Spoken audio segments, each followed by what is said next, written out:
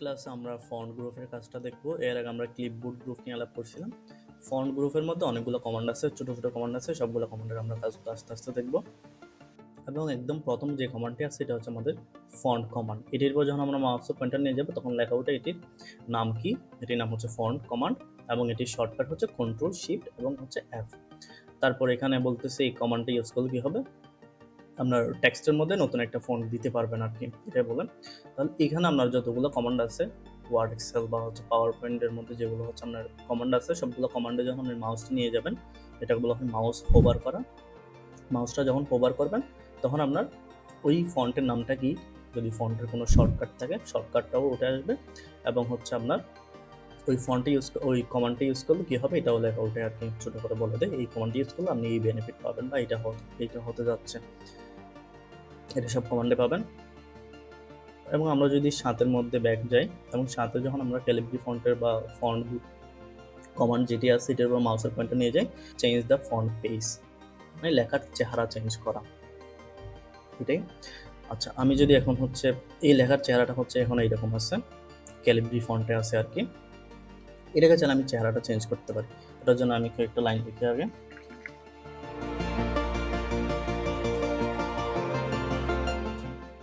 কয়েকটা লাইন লিখে আমি কপি করে এবং দেখেন এখানে সবগুলো লেখার চেহারা কিন্তু একই রকম। আপনি চাইলে এগুলো চেঞ্জ করতে পারবেন। যে লাইনের ফন্টটা চেঞ্জ করবেন বা লেখার চেহারাটা চেঞ্জ করবেন ওই লাইনটা সিলেক্ট করবেন। সিলেক্ট করার পরে ফন্ট গ্রুপের তীর চিহ্ন আছে, একটি তীর চিহ্নতে ক্লিক করবেন এবং এখানে আপনার শত শত ফন্ট আছে, এখান থেকে শত শত ফন্ট থেকে আপনি যে কোনো ফন্ট ইউজ করতে পারবেন। এবং আপনি যদি মাউসটা ওভারও করেন ফন্টের উপরে তখন বুঝতে পারবেন আপনার কোন ফন্টটা কীরকম হতে যাচ্ছে। আচ্ছা, এর আগে বলে নিই, প্রথমে আছে হচ্ছে আমাদের এখানে থিম ফন্টসের মধ্যে আপনার ডিফল্ট ফন্টগুলো থাকে। ডিফল্ট ফন্ট বলতে আপনি ডকুমেন্ট ওপেন করার মাত্রই লেখালেখি শুরু করলে যে ফন্টগুলো হচ্ছে আপনার অ্যাপ্লাই হবে ওগুলো হচ্ছে আমার ক্যালিগ্রাফি লাইট অথবা হচ্ছে ক্যালিগ্রাফি হেডিংস। আপনি খেয়াল করছেন কিনা জানি না, আমি যখন কোনো কিছু লিখছিলাম আমি কিন্তু এগুলো কোনো ফন্ট চেঞ্জ করি নাই। এবং এগুলোর পর যখন আমি কার্সরটা নিয়ে গেছি তখন আমাকে বলতেছে এটা ক্যালিগ্রাফি ফন্টে লেখা আছে। দ্বিতীয় লাইনে নিয়ে যাই, ক্যালিগ্রাফি ফন্টে লেখা আছে, তার মানে আমি ফন্ট চেঞ্জ করি নাই, এটা একটা ডিফল্ট ফন্ট। তারপর আছে হচ্ছে আমাদের recently used fonts. Recently used মানে হচ্ছে আমি সম্প্রতি যেগুলো ইউজ করছি, কিছুক্ষণ আগে বা হচ্ছে কিছুদিন আগে আমি যে ফন্টগুলো ইউজ করছি এগুলো হচ্ছে রিসেন্টলি ইউজডের মধ্যে পাবেন। এখানে আমি কয়েকটা বাংলা ফন্ট ইউজ করছিলাম, এগুলো দেখা যাচ্ছে এখানে। তারপর আসতে হচ্ছে আমার অল ফন্টসের আন্ডার আমরা সবগুলো ফন্ট অ্যাসেন্ডিং শর্টিং আকারে পাবেন। অ্যাসেন্ডিং শর্টিং বলতে এ টু জেড যেটা শর্টিং থাকে, যে ফন্টের নামটা আমার এ দিয়ে শুরু এটা আগে থাকবে, তারপর বি ওয়ালাটা থাকবে, তারপর সি ওয়ালাটা থাকবে, এভাবে করে আপনার জেড দিয়ে যেটা শুরু এটা লাস্টের দিকে থাকবে, এটাকে বলা হয় অ্যাসেন্ডিং শর্টিং। আচ্ছা, এখান থেকে আপনি যদি এই লাইনের চেহারাটা চেঞ্জ করতে চান এটাকে ক্লিক করবেন, এটাকে সিলেক্ট করবেন, ফন্ট গ্রুপের তীর চিহ্নে যাবেন, এখান থেকে একটা ফন্ট ইউজ করবেন, তখন আপনার যতটুকু লেখা সিলেক্ট করছেন ততটুকুর মধ্যে আপনার এই ফন্টটা অ্যাপ্লাই হয়ে গেল। এটা হচ্ছে আপনি যতটুকু সিলেক্ট করবেন ততটুকু। আপনি শুধুমাত্র ওয়ার্ড সিলেক্ট করেন, ওয়ার্ড সিলেক্ট করার পর এখান থেকে যদি এজেন্সি এফবি দেন তখন দেখবেন এখানে শুধুমাত্র যেটা সিলেক্ট করছিলেন ওটাই আপনার এখানে অ্যাপ্লাই হয়ে গেছে। আমি চাইলে সবগুলোকে সিলেক্ট করে এখান থেকে যে একটা ফন্ট ব্যবহার করতে পারবেন। এখান থেকে রিয়াল নিউ ন্যারো বা এখান থেকে আপনি যে কোনো ইউজ করতে পারবেন। আবার আপনি চাইলে লেখা শুরু করার আগেও কোনো একটা ফন্ট এখানে চুজ করে দিতে পারবেন। আপনি এখান থেকে এরিয়াল ব্ল্যাক চুজ করে দিলেন, এখন দেখতেছেন যা লিখবেন এগুলো হচ্ছে আপনার এরিয়াল ব্ল্যাক উঠবে, এটা হচ্ছে ফন্ট চেঞ্জ করা আর কি। আমি কন্ট্রোল জেড দিয়ে যেগুলো হচ্ছে কাজ হয়ে গেছে এগুলো ব্যাকে নিয়ে আসলাম, এটাকে বলা হয় আনডু, যেটি শর্টকাট হচ্ছে কন্ট্রোল জেড। আচ্ছা, এখন বলি এখানে কিন্তু আপনার শত শত ফন্ট আছে, বাংলা, ইংলিশ, আপনি যে ল্যাঙ্গুয়েজে কাজ করবেন না কেন সবগুলো ল্যাঙ্গুয়েজের ফন্ট এখানে পাবেন। তবে আমরা যেহেতু এখানে বাংলাদেশে এটা ইনস্টল করছি তাহলে এখানে মেবি আমাদের হিন্দি ফন্টগুলো নিয়ে আর কি, আচ্ছা সমস্যা নেই। আপনি কোরিয়ান বা হচ্ছে হিন্দি যে ভাষা নিয়ে কাজ করেন না কেন ওই ভাষার ফন্ট যদি এখানে না পান আপনি ইন্টারনেট থেকে ডাউনলোড করে এখানে ইউজ করতে পারবেন। কেমনি ইন্টারনেট থেকে একটা ফন্ট ডাউনলোড করে ইউজ করা হয় এগুলো হচ্ছে আমরা দেখবো, সমস্যা নেই, ইন্টারনেটের ক্লাসে দেখবো। এখন চলে আসি আমাদের ফন্ট গ্রুপে। তাহলে এখানে হচ্ছে আমার শত শত ফন্ট আছে, ইংলিশ ফন্ট আছে, বাংলা ফন্ট আছে। এবং আরেকটা কথা বলে রাখি, আপনি যখন ইংলিশে কোনো কিছু লিখবেন এখান থেকে চেষ্টা করবেন ইংলিশের ফন্টগুলো ইউজ করার। এখানে যদি বাংলা ফন্ট ইউজ করেন তখন দেখেন আপনার লেখাটা ভেঙে যাবে, ঠিক আছে? তাহলে যখন বাংলা লিখবেন তখন বাংলা ফন্টগুলো এখান থেকে ইউজ করবেন আর কি। বাংলা ফন্ট লিখছেন, আপনি এখানে যদি ইংলিশ ফন্ট ব্যবহার করেন তাহলে আপনার ফন্টটা ভেঙে যাবে, লেখা ভেঙে যাবে। আরেকটি হচ্ছে আপনি এখানে যদি কোনো ফন্ট খুঁজে না পান তাহলে এখানে লিখবেন, এই যে ফন্ট যেটা লেখা আছে, ফন্ট কমান্ডের উপরে ক্লিক করবেন, যে ফন্টটা বর্তমানে আছে এটা সিলেক্ট হবে, ব্যাক স্পেস দিয়ে এটাকে ডিলিট করে দেবেন এবং এখানে লিখবেন, তখন আপনার ফন্টগুলো, তখন আপনার লেখাগুলো টাইমস নিউ রোমান ফন্টের মধ্যে অ্যাপ্লাই হয়ে যাবে। এখন বলি এখানে অনেকগুলো ফন্ট আছে, এখান থেকে কোন ফন্ট ইউজ করবেন। আপনি যখন কোনো কিছু শিখতেছেন তখন আপনি এখান থেকে, আমি বলবো আপনি এখান থেকে সবগুলো ফন্ট ইউজ করে দেখেন কোন ফন্ট আপনার সাথে মানানসই, ইউজ করে দেখেন। কিন্তু আপনি যখন কোনো ফর্মাল কোনো লেটার লিখবেন বা হচ্ছে ফর্মাল কোনো ডকুমেন্ট কাউকে জমা দিবেন, তখন চেষ্টা করবেন ফর্মাল কতগুলো এখানে ফন্ট আছে যেগুলোকে অফিসিয়াল বা হচ্ছে ফর্মাল ফন্ট বলা হয়, এগুলো ব্যবহার করার চেষ্টা করবেন। অফিসিয়াল ফন্টের মধ্যে আপনার টাইমস নিউ রোমান আছে, এটা ইউজ করতে পারেন, হেলভেটিকা আছে, তারপর হচ্ছে ক্যালিব্রি আছে, এখান থেকে অনেকগুলো তাহুমা আছে, এগুলো ইউজ করতে পারবেন। এখানে অনেকগুলো আছে, প্রায় 7 থেকে 8টি পর্যন্ত আপনার এখানে অফিসিয়াল বা ফর্মাল ফন্ট আছে আর কি, এগুলো ইউজ করতে পারবেন কোনো অফিসিয়াল ডকুমেন্টে। আর আপনার নিজের জন্য হলে আপনি এখান থেকে আপনার সুন্দর মতো যে কোনো একটা ফন্ট এখান থেকে ইউজ করতে পারবেন।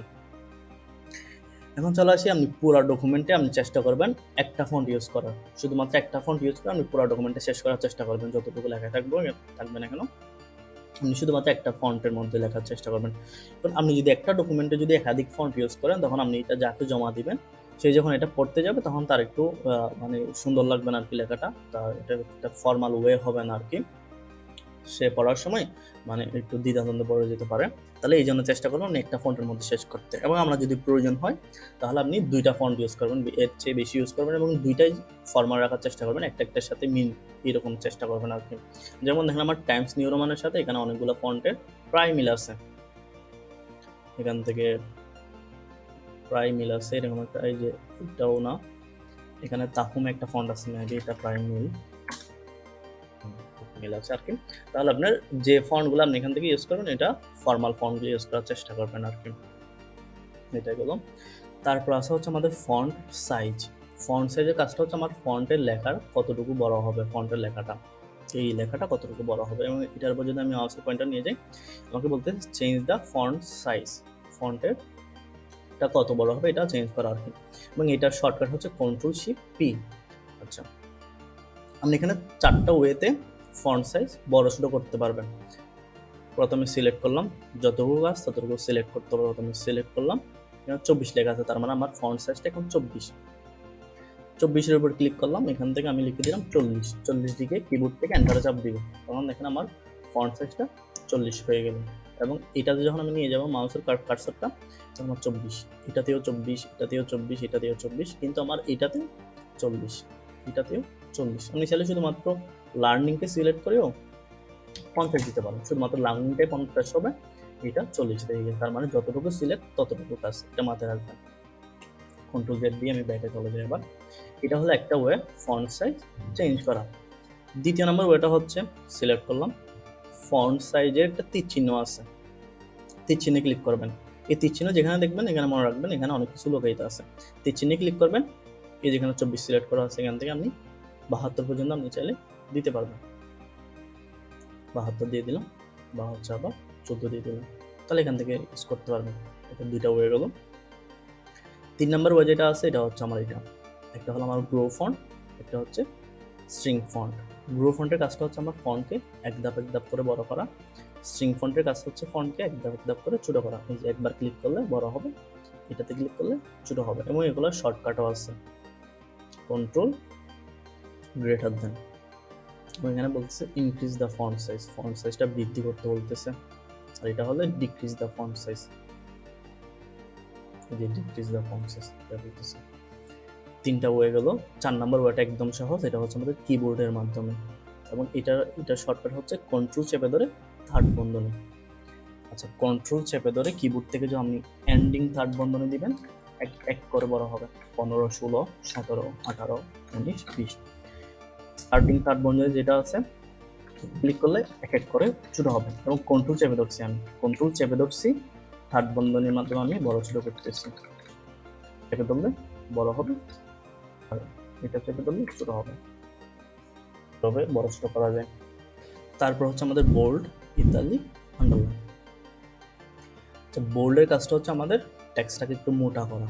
আমাদের এখানে অনেক সময় টেক্সট মোটা করার প্রয়োজন হতে পারে, তখন আপনি টেক্সটটাকে মোটা করতে পারবেন। যেমন লার্নিংকে সিলেক্ট করছি, এখান থেকে বোল্ডে ক্লিক করছি, লার্নিংটা একটু মোটা হইল। আমার হেলোটা আগে থেকে বোল্ড করা ছিল, আমাদেরকে টিউটোরিয়ালটা মেক করার আগে থেকে হেলোটা বোল্ড করা ছিল আর কি। এটাকে চাইলে বোল্ড নিয়ে ফেলতে পারবেন, সিলেক্ট করবেন, বোল্ডে ক্লিক করবেন, ওয়ার্ড চলে যাবে। তারপর ওয়ার্ড আছে, ওয়ার্ডকে যদি আমি ইতালিক করি, ইতালিক মানে হচ্ছে লেখাটা হালকা বাঁকা করা, ইতালিক করলাম, এটা বাঁকা হয়ে যাবে। এটারও শর্টকাট আছে Ctrl+I। তারপর হচ্ছে আমার এখান থেকে হ্যালো যেটা আছে, এটাকে যদি আমি আন্ডারলাইন দিতে চাই, এখান থেকে আমি আন্ডারলাইন দিতে পারবো। যেমন এখানে একটা জিনিস খেয়াল রাখেন, আমি যখন কোনো একটা কমান্ড ইউজ করতেছি, তখন দেখেন আমার এখানের মধ্যে এই লার্নিং লেখার মধ্যে আমি কোনো কমান্ড ইউজ করিনি এখনো পর্যন্ত, তাহলে এটা এই তিনটা থেকে কোনো কমান্ড ইউজ করিনি, এটাও চলতেছে না। এই লার্নিংয়ের মধ্যে আমি বোল্ড ইউজ করেছিলাম, এই লার্নিংয়ের মধ্যে আমি যখন কার্সরটা ক্লিক করলাম, তখন দেখেন আমার বোল্ড চলতেছে। হ্যালোতে ক্লিক করলাম, বোল্ড চলতেছে। এই হ্যালোতে ক্লিক করলাম, বোল্ড আন্ডারলাইন দুইটাই চলতেছে। ওয়ার্ডে ক্লিক করলাম, আই চলতেছে। তার মানে এটা দিয়ে সহজে বোঝা যায় আপনার কোন লেখার মধ্যে কোন কমান্ডটি ইউজ হয়েছে। এটাতে ক্লিক করলাম, বোল্ড ইউজ হয়েছে। তারপর আমি এটাকে সিলেক্ট করলাম, বোল্ডে ক্লিক করলাম, আবার বোল্ডটা চলে যাবে। আবার ক্লিক করলাম, বোল্ড আসলো, চলে গেল। ওয়ার্ডে ক্লিক করলাম, এটাতে ক্লিক করলাম, চলে গেল। আবার এটাতে ক্লিক করলাম, তাহলে হলো। এভাবে আপনি চাইলে আপনার কোন লেখার মধ্যে কোন কমান্ডটি ইউজ হয়েছে এটা সহজে বুঝতে পারবেন। এবং এখানে একটা জিনিস খেয়াল করেন, আমি এখন 2007 ইউজ করতেছি, 2007-এর মধ্যে আমাদের এটা হলুদ কালার হয়ে জ্বলতেছে। যে কমান্ডটা ইউজ হয়েছে এখান থেকে এই কমান্ডটি ইউজ হয়েছে, এখানে এগুলো হলুদ কালার হয়ে জ্বলতেছে। আমি যখন 16-তে চলে যাব, 16-তে গিয়ে যখন আমি কোনো কিছু লিখবো, সিলেক্ট করলাম, বোল্ড ক্লিক করলাম, তখন এখানে এটা অন্য কালার হয়ে জ্বলতেছে। তার মানে এটা কোনো একটা কালার হয়ে জ্বলবে। আপনি যেই ভার্সন ইউজ করেন না কেন, ওই ভার্সন আমি যে কমান্ডটি ইউজ করবো ওটা কোনো একটা কালার হয়ে জ্বলবে। যেমন দেখেন এখানে আমার গ্রে কালার হয়ে জ্বলতেছে, এটাও গ্রে কালার, এখানে এটা গ্রে কালার। আর 2007-এর ক্ষেত্রে এটা হলুদ কালার হয়ে যাবে, এটাই। এবং আরেকটা জিনিস খেয়াল রাখেন, এখানে ইউ যেটা আন্ডারলাইন আছে, Ctrl+U যেটা শর্টকাট, এটার পাশে একটা তীর চিহ্ন আছে, খেয়াল করেন। এবং আমি আগেই বলছিলাম তীর চিহ্ন যেখানে থাকবে ওখানে অনেক কিছু লুকায়িত থাকবে, এটা বলছিলাম। ক্লিক করবেন, ক্লিক করলে এখানে মোর আন্ডারলাইন পাবেন, অনেক ধরনের আন্ডারলাইন পাবেন। আমরা জাস্ট নর্মাল একটা ইউজ করছিলাম। এখান থেকে ডাবল আন্ডারলাইন আছে, আপনি চাইলে ডাবল আন্ডারলাইন ইউজ করতে পারবেন, বা আরেকটু মোটা আন্ডারলাইন ইউজ করতে পারবেন। তারপর হচ্ছে এটা হচ্ছে ডট আন্ডারলাইন ইউজ করতে পারবেন, ড্যাশ আন্ডারলাইন ইউজ করতে পারবেন। আবার এখানে এটা আছে, এখানে এটা আছে, এখানে অনেকগুলো আছে। আবার এখান থেকে মোর আন্ডারলাইনে গেলে আরও আন্ডারলাইন পাবেন, এই যে এখান থেকে আরও আন্ডারলাইন পাবেন। এখান থেকে আপনার যদি ইচ্ছা হয় ক্লিক করবেন, ওকে করবেন, এটা এখানে অ্যাপ্লাই হয়ে যাবে। তাহলে এখান থেকে আপনি চাইলে এভাবে ইউজ করতে পারবেন আর কি আন্ডারলাইনগুলো। তারপর হচ্ছে আমাদের আন্ডারলাইন কালার বলতে শুধুমাত্র স্পেসিফিকভাবে আন্ডারলাইনকে কালার দিবে, লেখার মধ্যে কোনো কালার হবে না, কারণ যেহেতু বলেই দিচ্ছি আন্ডারলাইন কালার, শুধুমাত্র আন্ডারলাইনের মধ্যে কালার হবে। এবং এখানে অটোমেটিক সিলেক্ট করা আছে। এখন আমি এটাকে অটোমেটিক মানে কালো, ব্ল্যাক কালার রেড দিয়ে দিলাম, এখান দেখেন আমার আন্ডারলাইন কালারটা রেড হয়ে গেল।